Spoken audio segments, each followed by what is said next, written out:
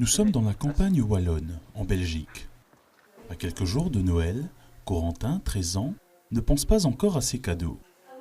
Il se prépare à passer une journée un peu spéciale. On va aller rendre visite aux personnes âgées chez elles pour leur faire plaisir, et on va leur donner des petits cadeaux pour qu'elles ne se sentent plus seules. Il va rejoindre une trentaine d'enfants, tous issus de la région et membres de l'unité pastorale de la commune de Ramilly. Une activité importante pour Corentin et que ses parents approuvent. On se dit qu'il grandit, qu'il acquiert de la maturité.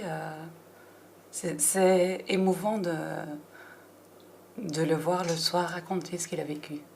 C'est chez une famille du vicariat que tous se retrouvent afin de préparer leur visite.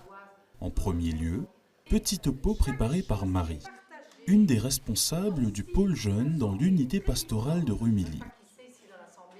Les jeunes, il faut reconnaître, ils ont une logique qui est un peu différente de celle des adultes. Ils sont en réseau, ils sont habitués déjà à être en contact avec leurs copains d'autres communes, d'autres paroisses, même en dehors de l'entité. Ils sont tout le temps connectés, nos jeunes. Donc pour eux, c'est une logique qui les habite déjà, cette logique de l'unité au-delà des frontières, de la commune, de la paroisse.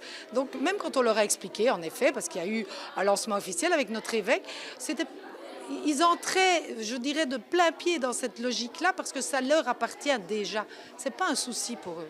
Divisés en petits groupes, les jeunes prennent le temps de confectionner cartes et cadeaux pour les personnes âgées qu'ils vont rencontrer. Ensuite, vient l'heure du départ.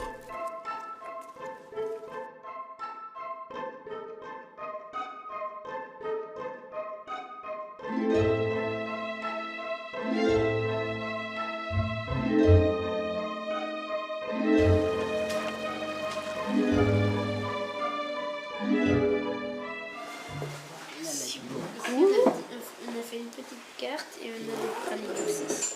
Oui, bah dis donc, ça c'est bon pour mon foie. Ah oui. Merci à tous. Pour Claire, ancienne institutrice, c'est une joie de recevoir des adolescents chez elle, mais aussi une aubaine pour leur raconter un peu son histoire. Je préférais faire copier les tables de multiplication. Parce qu'au moins en les copiant, ça rentrait sans le savoir. Ou bien les conjugaisons, ça c'était chouette aussi. Comme Claire, plusieurs personnes âgées ont reçu la visite de ces 30 adolescents ce jour-là. Un dispositif important rendu possible par une mise en commun des différents pôles jeunes de la région. Il y avait des lieux ou des paroisses qui n'avaient peut-être pas les forces, les ressources aussi pour offrir, je dirais, une proposition cohérente aux jeunes et de se dire, tiens, ensemble, on est plus fort, on peut arriver plus loin aussi. Parfois, certains ont des charismes qu'il n'y a pas à côté. Et voilà, est-ce que c'est nécessaire d'avoir comme ça, chaque paroisse avoir son groupe de jeunes? Et on s'est dit, au fond, les unités pastorales, 3, 5, 7 paroisses ensemble, peuvent je dirais, coordonner et pouvoir avoir ce projet missionnaire auprès des jeunes. Alors ce n'est pas forcément faire un grand groupe de jeunes, parfois il y a plusieurs petits groupes de jeunes dans un pôle jeune, mais c'est plutôt offrir aussi, pouvoir mettre ensemble les forces, pouvoir travailler ensemble au service des jeunes.